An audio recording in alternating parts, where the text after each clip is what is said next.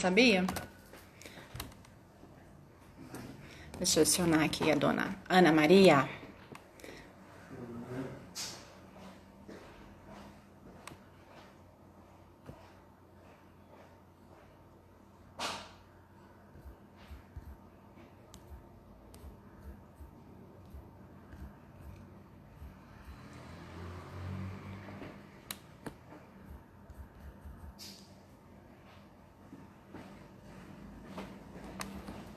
Só para começar a live? Já estou online, só buscando aqui a Ana Maria. Beleza.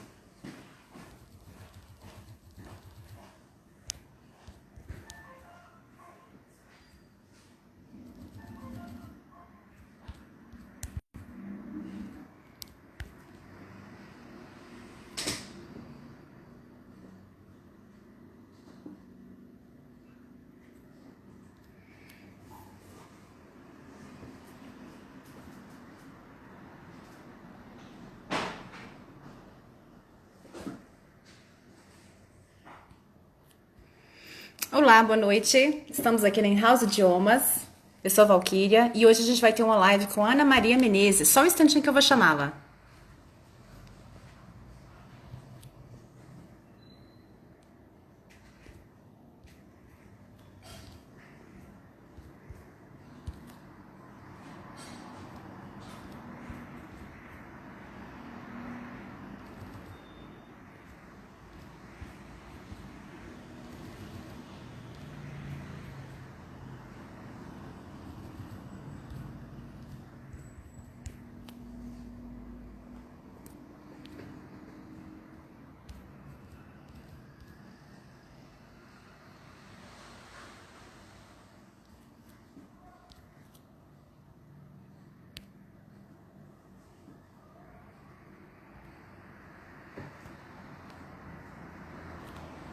O tema de hoje vai ser aprender em comunidade. Um tema bastante relevante, principalmente nos dias atuais, né? Com a questão do Covid-19, todo mundo em casa.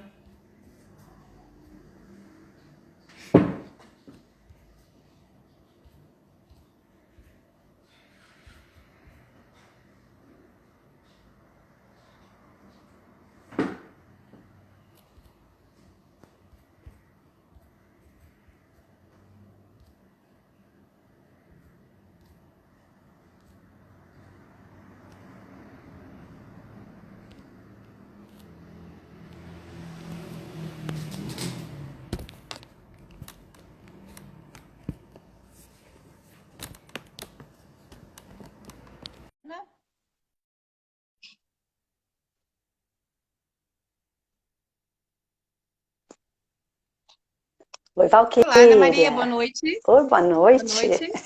Tudo bem? Muito bom tê-la aqui conosco hoje para Tô... falar sobre o tema de aprender em comunidade. Seja Isso. bem-vinda, Ana Maria. Muito obrigada. Tô vendo que já tem umas pessoas que entraram, né? A Danúbia. Oi, Sim. Danúbia. A Ana Lívia. Clara. Quem mais? A Lívia entrou aí. O Ok. Bruno. Que legal. Oi, Bruno. Exatamente. Ana, o tema aprendizagem, ele está sendo amplamente utilizado, especialmente agora nessa época do Covid-19, né? É um tema que está bastante aí em evidência. Conta pra gente, por que você escolheu esse tema? Bom, eu tenho percebido e tenho ficado também muito feliz com essa percepção que muitos professores têm procurado se inteirar de novas metodologias, novas abordagens aí com concursos, né? Também trocando ideias com colegas. E isso me lembrou também experiências anteriores minhas. E eu tenho percebido que tem algumas ações ou algumas atitudes nossas que podem ser alteradas, e se alteradas, essas experiências de aprendizagem, elas podem ser maximizadas. Por isso que eu pensei nessa questão de comunidade. Eu acredito que essa questão de aprender em comunidade é muito forte. É muito forte na minha história e é muito forte também em potencializar o que a gente mais quer, que é aprender, né? Então, por isso que eu pensei nesse tópico. também baseado em experiência anterior. Fala um pouquinho da sua trajetória profissional para a gente, Ana, por favor. Ok.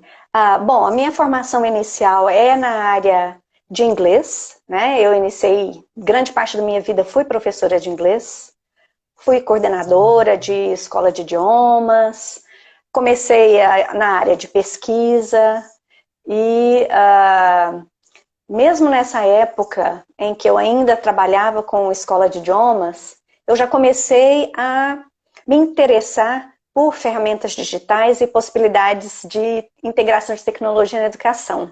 Eu estou até vendo, pessoal, aí algumas pessoas do meu grupo de pesquisa entraram aí também. Oi, Adriana. Legal, muito legal. Então, voltando aí à experiência, eu acho que em relação a aprender em comunidade, mais do que a minha experiência profissional em si, eu gostaria de trazer aqui para contar um pouquinho a história para vocês da experiência de como é que eu comecei a me interessar por tecnologias educacionais e como é que eu aprendi, os meus primeiros aprendizados sobre tecnologia educacional. Foi em uma comunidade. Então, lá em 2006, eu fiquei sabendo de uma comunidade de professores internacional. Ela foi fundada por uma professora na Argentina, ela se chamava Learning with Computers. Essa comunidade era muito simples, né? Então, só para vocês entenderem aí, comunidade, o conceito de comunidade. Não existia um professor específico para um grupo de alunos, mas eram professores que tinham um interesse em comum, que era explorar tecnologias educacionais e as suas possibilidades, e nós trocávamos mensagens e a gente também postava em um blog as nossas tentativas.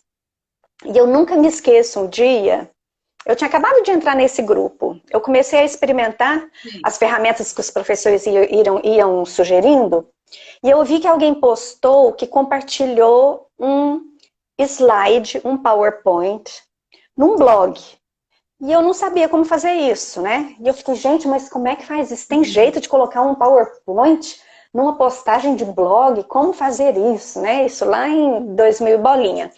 E aí, eu enviei uma mensagem para o grupo e em questão de 15 minutos, eu recebi 20 mensagens de maneiras diferentes de incorporar uma apresentação PowerPoint em uma postagem de blog. Aquela movimentação foi tanta naquele dia que uma das pessoas do grupo, a Danube está até falando aqui, projeto em 2000, uma pessoa do grupo perguntou assim, escuta, quem é essa Ana Maria Menezes que movimentou o grupo hoje? Porque estava todo mundo respondendo a minha pergunta, né? Então, essa sensação de que você é ouvida e na verdade, eu não aprendi uma maneira, né, de hospedar uma apresentação PowerPoint em um blog. Eu aprendi várias maneiras e eu me conectei com muitas pessoas. Então é essa ideia aí de comunidade que eu gostaria de trazer para esse cenário hoje. Né? As pessoas se ajudarem, compartilharem conhecimento. Exatamente, é isso aí. Você falou em comunidades de aprendizagem que você já esteve. Também tem os termos comunidades de prática, comunidades de investigação. O que seria cada um deles, Ana? Eu acho que mais importante do que entender a diferença entre esses conceitos, eu gosto muito de trazer a semelhança entre eles. E está um pouco na minha descrição dessa comunidade que eu participei. Então, existem então diferentes, né, conceituações, como essas três que a Valquíria trouxe, mas o que elas têm em comum? Comunidade, então, de aprendizagem é uma comunidade onde as pessoas têm um interesse em comum, né? Têm uma paixão em comum e elas aprofundam esse conhecimento sobre esse tópico interagindo umas com as outras durante um período de tempo. Então, uma sala de aula pode ser uma comunidade de aprendizagem. Um curso online pode ser uma comunidade de aprendizagem. Quer dizer, o professor ele precisa fazer esse desenho para que um curso se torne uma comunidade de aprendizagem. Não que necessariamente todo curso acabe tendo essa sensação de comunidade. Compreende? Entendi. Né? Então, esse é o ponto em comum entre esses três conceitos. Ok? Eu vejo também, Valquíria, e aí eu gostaria de perguntar para o pessoal que está assistindo, como é que vocês aprendem coisas novas? Como é que vocês têm aprendido coisas novas durante esse último mês? O que vocês mais fizeram para aprender coisas novas? Vamos ver o que eles falam aqui para nós. Até mesmo nesse momento que está todo mundo em casa, né, procurando outras formas de aprender, né? É aquela frase que diz que somos eternos aprendizes. Então, o tempo todo a gente está aprendendo, né? E que bom que isso nunca para. Isso. E aí, Valquíria, o que você tem feito esses dias para aprender coisas novas? Que ações, assim? Eu tenho visto eu tenho lido bastante, tenho visto vídeos, tenho visto tutoriais na internet. Então, aqui, assim, se a gente não aprender uma coisa nova, pelo menos a gente ressignifica aquilo que a gente já conhece, né? Aqui, olha, o Fernando tá respondendo aí, Fernando, isso, aula ao vivo com os professores, ferramentas virtuais, YouTube. YouTube é o professor, não professor, né? YouTube é o espaço onde a gente encontra professor de tudo, né? De tudo que a gente quer aprender, a gente vai ali no YouTube. Exatamente.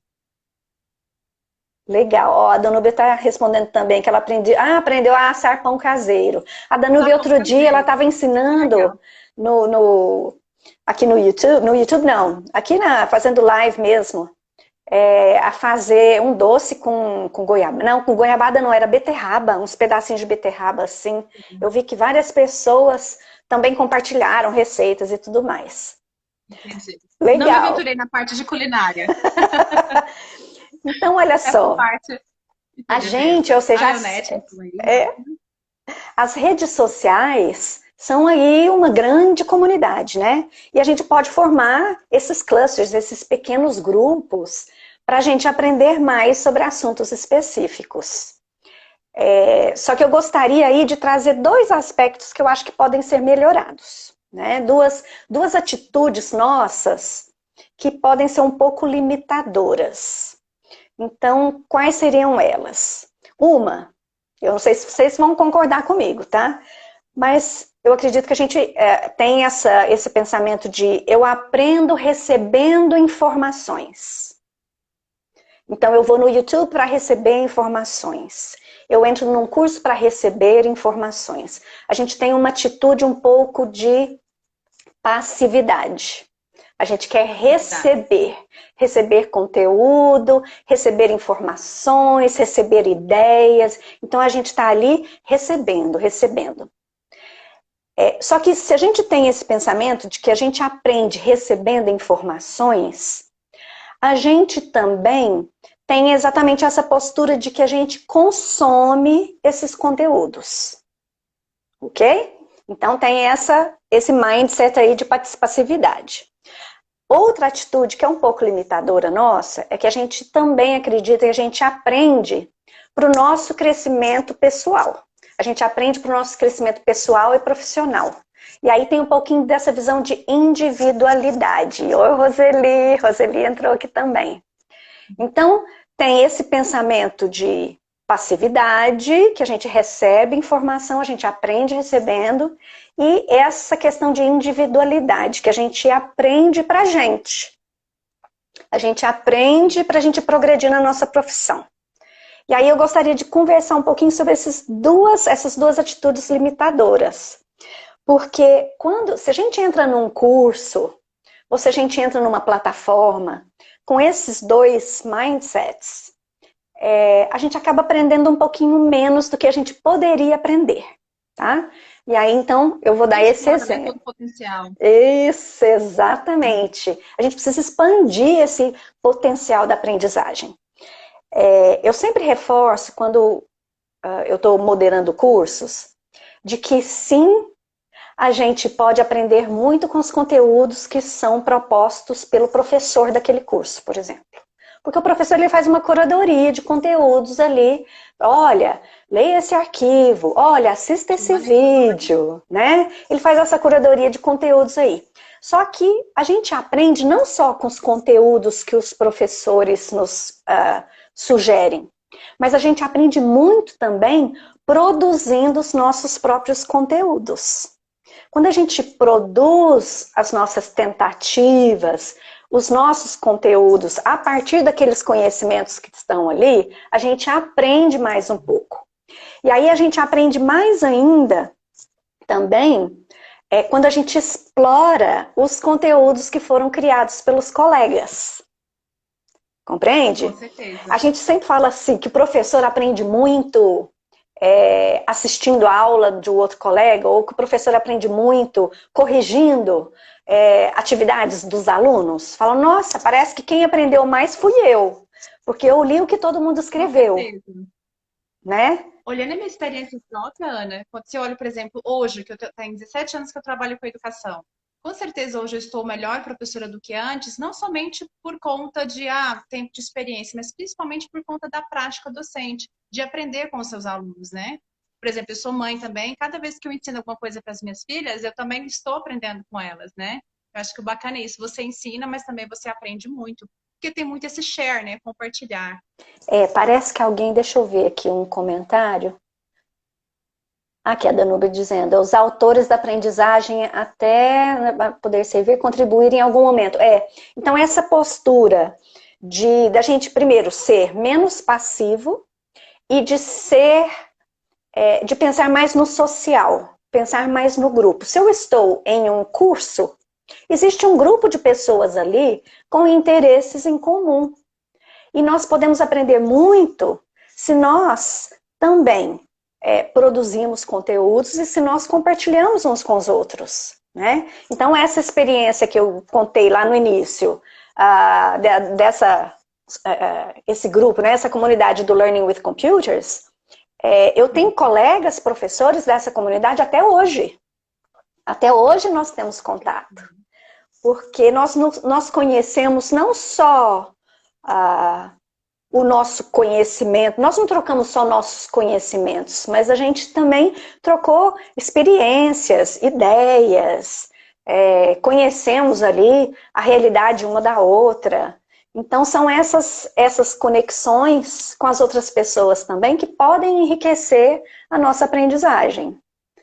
E aí eu trouxe... O Ser Prof oficial e várias cabeças pensando, só tem a somar no processo. Com certeza, né? É isso mesmo. E aí, já que, Ser Prof até deixa um comentário aqui. Ser Prof é uma comunidade de professores, né? Então, é uma iniciativa, eu estou envolvida com a Ser Prof, eu lidero a área pedagógica da Canton no momento. A Canton é uma edtech. E uma iniciativa da Canton foi o desenvolvimento dessa comunidade de professores hospedada em uma plataforma, né? Então a comunidade é Ser Prof. Só que a comunidade, ela não se faz somente por uma plataforma ou por recursos que ali a gente hospeda. A comunidade, ela precisa de pessoas, são as trocas entre as pessoas. Humano, né? Exatamente, o recurso humano. Né? E aqui eu trouxe aí algumas dicas, e a gente pode depois também pedir umas dicas para as pessoas que estão aqui. Ah, que legal, o Caio está aqui também. Oi, Caio. Legal.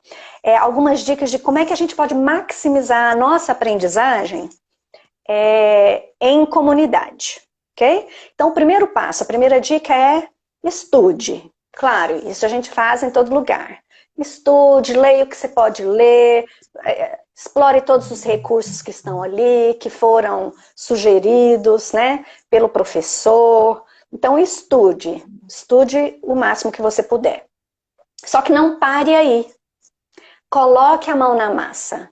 Então, se o curso é sobre metodologias ativas, não adianta a gente ficar só na teoria e lendo artigos e mais artigos sobre metodologia ativa. Coloca a mão na massa, pensa nos seus alunos e pensa ali, tá, então agora eu vou tentar colocar esse conhecimento que está ali, eu vou tentar colocar num planejamento meu. Eu vou tentar criar uma atividade. Então a gente precisa ter esse movimento de colocar a mão na massa. Essa seria a minha segunda dica, um segundo passo. Em seguida, a terceira é Produza conteúdos. Pense, então eu vou produzir um plano de aula, eu vou produzir uma atividade, eu vou fazer um vídeo, eu vou compartilhar lá no Instagram das minhas ideias. Não, eu vou fazer uma live sobre isso que eu aprendi nesse curso. Então, produza conteúdos, porque quanto mais você produz, e aí tem a ver com aquilo que você reflete sobre a sua prática, né? E mais você também fixa, né? Porque quando você está produzindo, você está ali internalizando, se apropriando daqueles conhecimentos. Aí a próxima dica é compartilhe com os colegas. Então eu vejo que hoje está acontecendo mais, ótimo, fico muito feliz que isso esteja acontecendo, mas eu ainda vejo muita gente ainda guardando os seus planos de aula ali dentro da gaveta, né? Compartilhe. Então pense assim, se eu estou fazendo um curso, vamos ver, né? Eu estava moderando um curso muito recentemente que se chamava A Sala de Aula Sem Papel. Se eu estou fazendo o curso A Sala de Aula Sem Papel, eu estou aprendendo sobre utilizar formulários Google, por exemplo, na educação. E aí uma das atividades ok, pense em sua turma, em uma das suas turmas e crie uma atividade para implementar com seus alunos. Eu criei a atividade. Eu vou enviar a atividade só para o professor? É isso que eu vejo alguns mindsets, sabe? Você não tem noção a quantidade de atividades que eu recebi no meu e-mail.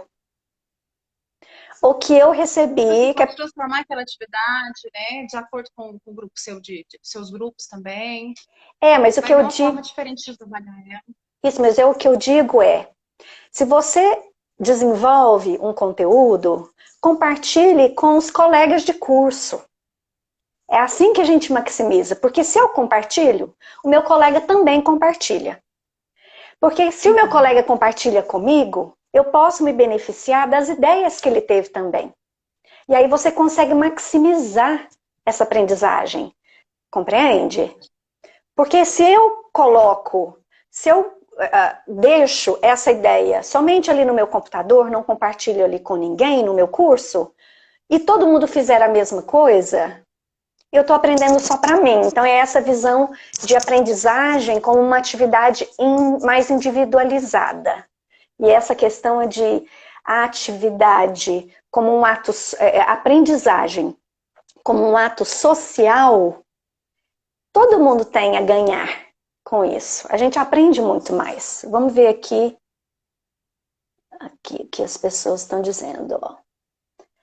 O Caio já tinha comentado, né, que ele aprendeu demais na Universidade de EAD. É interessante aí, porque em ensino à distância a gente consegue, até nem gosto tanto desse termo não, de ensino à distância, porque eu acho que a distância hoje nem vem muito ao caso. Existe, né? Nem vem tanto ao caso com essas tecnologias que a gente tem aqui, a gente está conversando ao mesmo tempo e tudo mais, né? Mas a gente aprende muito observando como é que as pessoas vivem essas experiências de aprender. Se a pessoa aprende só para si e guarda, se a pessoa também compartilha, né? Aí eu queria ouvir das pessoas que estão aqui, eu vejo que algumas pessoas estão aqui, se elas também, como é que elas se sentem em relação a esse tópico? Elas se sentem à vontade em compartilhar com as outras pessoas ou não? Porque tem algumas pessoas também que falam, não vou compartilhar, não, vou mandar só pro meu professor porque eu tô com vergonha. Infelizmente hoje tem gente, por exemplo, que não gosta de compartilhar com medo de ser copiado, enfim, a gente encontra alguns casos assim ainda, né? Não vou compartilhar porque foi uma ideia boa, alguém vai fazer bom uso dessa ideia e foi uma autoria minha. Então a gente vê ainda assim, né? Mas não se trata de competição, mas de compartilhamento de ideias para favorecer, para multiplicar, né? Se nós estamos em um grupo de pessoas, isso também tem a ver com comunidade. A Roseli até disse que existem comportamentos, né? E os comportamentos são muito distintos. Sim, até na minha pesquisa eu observei isso mesmo, que as pessoas vivem cursos online de maneiras diferentes. E claro, tem essa questão pessoal. Mas, se a gente compreende que compartilhando eu vou estar maximizando a minha própria aprendizagem também, eu acho que aí a gente começa a virar a chave um pouquinho. De por que que eu vou compartilhar com os colegas. Né? Existe um propósito para isso. Deixa eu ver aqui. A Roseli disse que compartilha de boa. O Caio também disse que também compartilha tudo. O Fernando, que antes do inglês eu não sabia de nada, agora com a in-house estou improving my English. Ah, que legal, que bom. Bom, parabéns. Ótimo. Aí, Fernando, e também outras pessoas que estejam aqui assistindo, eu acho que essas dicas não é só para professor, mas é para aluno também. Né? Que quando a gente Fernando, está... compartilhar a vida. Isso, quando a gente está juntos em um grupo de pessoas estudando alguma coisa, a gente então pode pensar nisso. Eu estou sendo passivo na minha aprendizagem? Será que eu posso ser um pouco mais ativo? Será que eu posso também ser um pouco mais social? Será que eu posso também pensar no grupo? Né? Eu não preciso só ficar esperando receber, eu posso trazer as minhas contribuições também. Vamos ver aqui o que mais. Quem ainda gosta de compartilhar, confesso que fica às vezes com vergonha por ser contribuições simples. Danúbia, não existe contribuição simples demais que não possa ser compartilhada.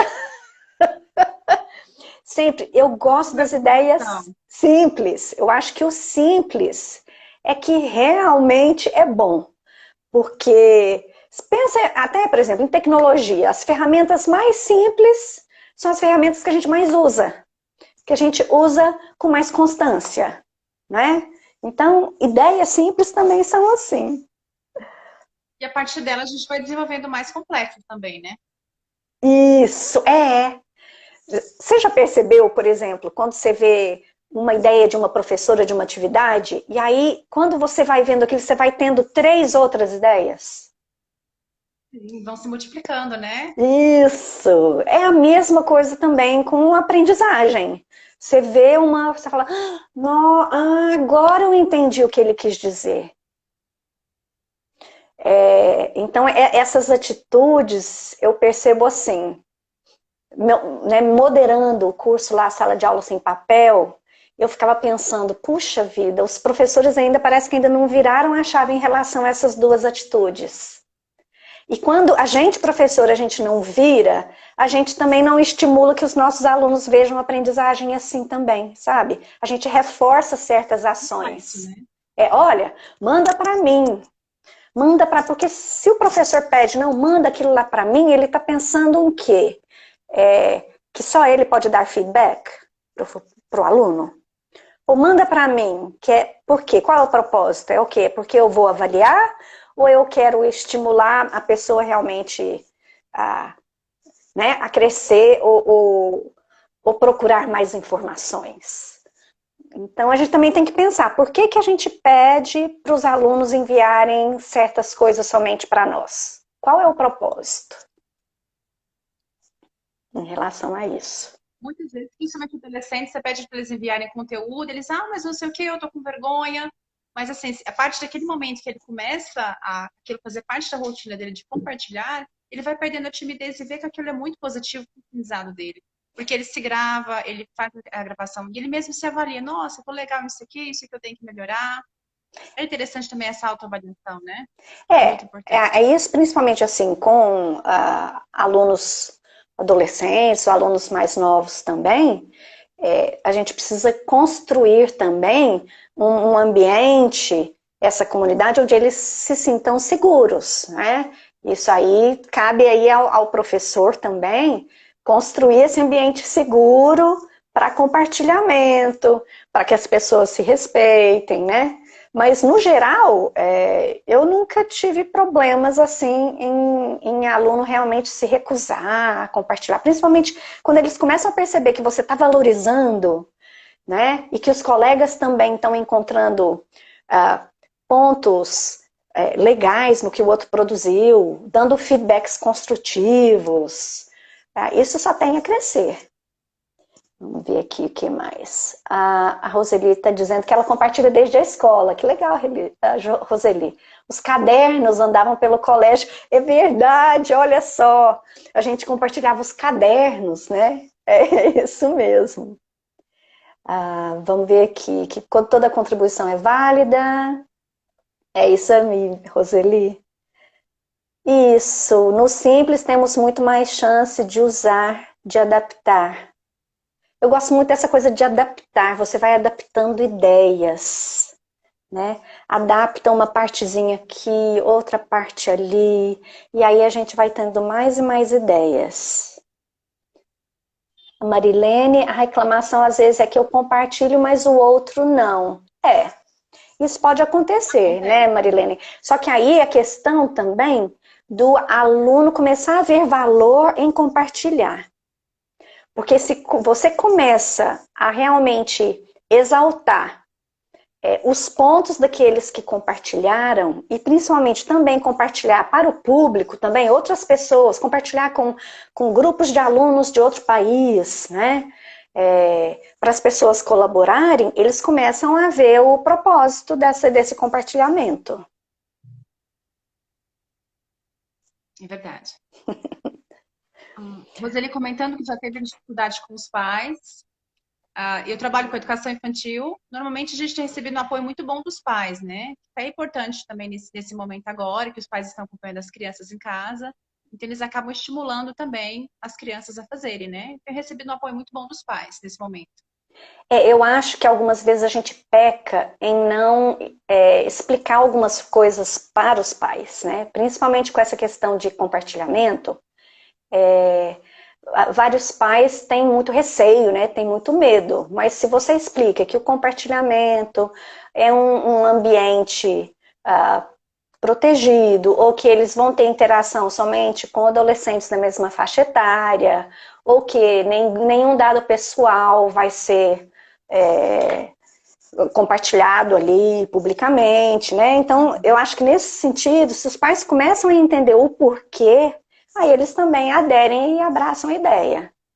Até falando em compartilhamento, a Danúbia que está aqui com a gente, tem uma ação, ela até nem se lembra, eu acho que nem fala tanto sobre isso. Eu não sei que ano que foi, se foi 2008, 2010, ela criou um blog que ela publicava as ações, né, que ela desenvolvia com os alunos, as produções dos alunos, mas ela usava esse blog como uma reunião de pais, né? Porque a gente tem as reuniões de pais, né, que a gente chama para a escola para mostrar o que os alunos estão fazendo. Então, de tempos em tempos, ela ia fazendo essa coletânea e aí de tempos em tempos ela compartilhava o link desse blog com os professores. Com os professores não, com os pais daquela turma, e os pais deixavam comentários nas postagens, sabe? Eu achei aí interessante esse uso que ela fez. Então, assim, era uma reunião de pais mesmo, o propósito, né? Vamos ver aqui, você se lembra disso aí, Danúbia? Eu achei fantástico a maneira como ela utilizava isso. Era um compartilhamento em lugar seguro, né? Hoje em dia a gente tem tanta plataforma também que os alunos também só compartilham ali dentro. Aí tem o Google Classroom, né? Tem o Edmodo, tem o Course Network. Então são os próprios grupos de WhatsApp, que a gente está com esse contato agora com os pais mais próximos, né? A gente compartilha conteúdo, também material que eles têm feito, e a gente dá feedback. É isso mesmo. Um pouquinho também da criança. É isso mesmo. Interessante. E aí eu também queria fazer esse convite ali para vocês, não sei quantos de vocês já entraram ali na SerProf, essa comunidade de professores. Lá também a gente tem esses espaços para compartilhamento e para conexão de pessoas. Então a gente tem bate-papo com especialistas, para a gente poder conversar com especialistas de diferentes áreas, né? Tem o Trocando Ideias, aí eu falo assim, o Trocando Ideias ali da plataforma, ele só faz sentido se as pessoas realmente trocarem ideias. Ou seja, salas temáticas, né? Aí você pensa assim, eu tenho uma sala temática sobre ideias para a sala de aula, uma sala temática sobre tecnologias, né? Como a gente pode utilizar a tecnologia em sala de aula. Quanto mais a gente... Estou reforçando que não é específico para o curso de língua estrangeira, né? Para todos os tipos, né? Para a educação de modo geral, né, Ana? A SerProf Isso, SerProf é uma comunidade para professores em geral. E ali, aí tem a parte de cursos, você pode fazer diferentes cursos, por exemplo, a sala de aula sem papel foi moderado lá na Serprof, né? Então, ele agora ele está como um modelo autoinstrucional. Mas nós tivemos aí um período que ele foi moderado. Então, pessoas, algumas vezes também, viu, Valquíria, eu percebo que algumas vezes... E aí eu vou dizer isso porque eu também sou da área de idiomas, né, originalmente. O que eu percebo é que muitas vezes professores de idiomas, às vezes pensam assim, essa iniciativa não é de ensino de idiomas, então eu não vou me beneficiar ali, eu não vou aprender nada ali. Lê do engano. Quando a gente está em contato com professores de outras áreas, a gente começa a ter ideias e mais ideias, né? Então, assim, até nos grupos também de educadores Google, que você já participou de encontros, né, Valquíria? A gente aí, quando você troca ideia com um professor de história, de matemática, de geografia... Você pode buscar aplicar aquilo em qualquer área de ensino, né, que você trabalha, né? Exatamente, a gente começa a ver outras possibilidades.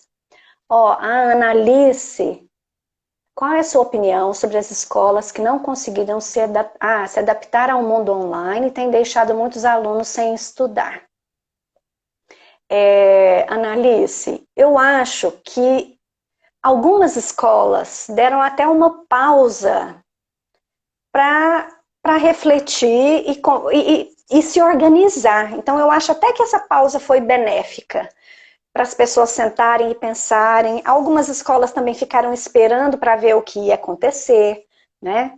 Algumas escolas estão entregando para os seus alunos pacotes de atividades.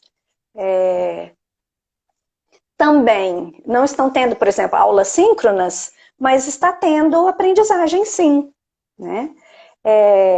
Eu acredito que todas as escolas vão precisar de uma alternativa daqui para frente, porque você não pode ficar 3 meses parado, 2 meses, né? 3 meses, 4 meses parado. Então, eu acredito que todas as escolas vão encontrar suas alternativas, sejam alternativas somente online, híbridos. O retorno, eu acho que vai ser paulatino, talvez aí mesclando um pouquinho, né? Algumas aulas presenciais, algumas aulas online. Eu acredito muito nesse caminho que vai ser paulatino. E aí, mais importante ainda é essa aprendizagem em comunidade. Quanto mais a gente trocar ideias com outras pessoas de o que está dando certo na instituição onde ela trabalha, o que eles tentaram e não deu certo, né? Então, essa troca em comunidade, seja no WhatsApp, no grupo de WhatsApp, grupo de Facebook, tá? Que todos esses grupos também são comunidades onde as pessoas trocam informações e conhecimentos. Então, eu acredito sim, que todo mundo vai acabar encontrando o seu caminho. A gente também não pode esperar que todo mundo, em 3, 4 meses, 5 meses, estejam atuando maravilhosamente bem em um contexto que ainda é emergencial e em um contexto em que a maioria das pessoas não tinha conhecimento de como atuar ali. Mas eu acho, olhando assim, Ana, vai ficar um legado interessante para quando acabar essa época aí da pandemia, né? Das pessoas começarem realmente a integrar esses recursos tecnológicos nas escolas que antes não era feito. Então, por exemplo, por que eu não posso ter um momento com os meus alunos online? Eu acho que vai ficar um legado aí, uma coisa interessante que a gente não usava antes e que emergencialmente a gente tem usado e que vai ser positivo para o futuro, né? Eu acho, sem dúvida, sem dúvida. Eu acredito que mesmo algumas instituições vão até começar a explorar essa outra possibilidade de ensino, né? Algumas, eu não sei, por exemplo, a In-House, vocês já tinham cursos somente online antes desse período? Não, não tínhamos. Olha só. Não, não tínhamos. E é uma ideia, como eu falei, às vezes a gente está impossibilitado de estar presencialmente, né? É uma ótima, acredito que é uma ótima coisa que a gente está pensando para o futuro e uma ótima opção, né? Eu conversei com uma ela é gerente, né? Gerente, coordenadora de uma escola de idiomas em São Paulo. E achei muito interessante que ela fez uma pesquisa com os alunos de como é que eles gostariam de retornar às aulas. Se voltar tudo presencialmente, se continua tudo online, se faria uma mescla de uma aula, eles se encontram, outra aula eles fazem online. E aí o que ganhou foi a mescla. Aí eu falei, olha que interessante. E adultos, hein? Os adultos, eles votaram... Como você argumenta com professores resistentes às aulas online? A gente tem muito que, na verdade, são alunos resistentes às aulas online, né? Graças a Deus, a gente tem tido uma acessibilidade muito boa, né? Mas a gente tem pais resistentes e tudo mais. Como você argumenta com resistência? Analice, eu acho que primeiro a gente precisa pensar o seguinte, que aula online, aí eu penso assim, ensino online, ele não é só a aula online, ok? O ensino online, isso é alguma coisa que as pessoas ainda não viraram a chave. Essa semana passada eu ouvi uma analogia que eu achei perfeita, tá? Que é o hambúrguer e o ketchup. Então é o seguinte, em ensino online a gente tem as aulas síncronas, que ao vivo, né? E tem as atividades assíncronas, ok? A maioria das escolas hoje em dia que eu tenho visto, essa transposição, eles estão utilizando as aulas síncronas como se fosse o hambúrguer, a parte principal. E quando a gente vai estudar sobre ensino online, as aulas síncronas deviam ser o ketchup. Então, a aula síncrona é o tempero para ser usado com moderação. E as atividades assíncronas que são o hambúrguer. Porque o hambúrguer, você até consegue comer ele sozinho. Então, você vê um curso online que só tem atividade assíncrona. Funciona super bem, não tem problema. E aí tem uma aula inaugural e uma aula final. Você já viu o modelo assim? Funciona extremamente bem. Agora, o que não funciona bem é essa enxurrada de aulas síncronas que tem acontecido. E esse ensino online é como se a gente tivesse utilizando ali, e aí você vê as pessoas, os alunos não aguentam mais, né? Então eu acho que se esse cenário se prolongar mais tempo, as pessoas vão começar a ter que estudar isso um pouco mais. Aí essa questão da resistência à aula online, às vezes os professores são resistentes às aulas online exatamente porque está nesse modelo. Porque esse modelo é insustentável. Como é que você vai colocar os meninos 5 horas por dia na frente de um computador? Paradinho ali olhando, né? Você tem que fazer eles atuarem, construírem coisas com os pais, postarem foto, então, e mesclar isso com os modelos presenciais. Agora, resistência, as pessoas têm uma e outra, né? A Paula entrou aqui também, ó. Ela vê também a possibilidade das atividades culturais acontecerem de forma online. Antigamente os alunos frequentavam mais as escolas de línguas fora da aula e essa é uma alternativa para trazê-los. Paula, é isso mesmo. O Bruno, não sei se o Bruno continua aqui com a gente. O Bruno, ele é professor de História em Belo Horizonte. Nós fizemos uma live com ele na semana passada.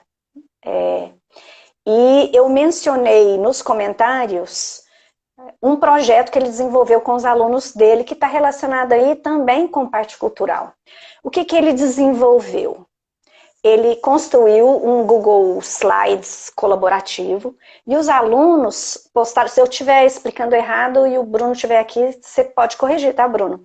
Mas aí o que ele fez? Ele pediu para os alunos tirarem foto de algum artefato, algum objeto familiar, que conta um pouco da história familiar, algum objeto antigo, alguma coisa assim. E aí naquele slide, então, por exemplo, eu, Ana Maria, tirei uma foto de um objeto que pertence à minha família, a história da minha família, eu coloquei a fotinha e eu conto um pouquinho da história daquele objeto. Ou seja, o aluno acabou tendo que conversar com os pais, com os familiares, para conhecer a história da própria família.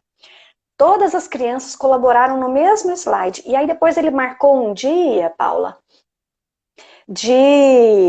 da abertura da exposição. Então, ele marcou com todo mundo junto, e aí eles fizeram um encontro online, síncrono, em que os alunos apresentaram, foi a abertura da exposição dos artefatos que eles compartilharam. E aí é um evento cultural, né? Ele está linkando a história, mas também a história pessoal das pessoas, né? E aí também, olha só, a Annalise dizendo, já tive um insight aqui. Tá vendo, ó? O Bruno, como é que eu descobri? Nós temos feito...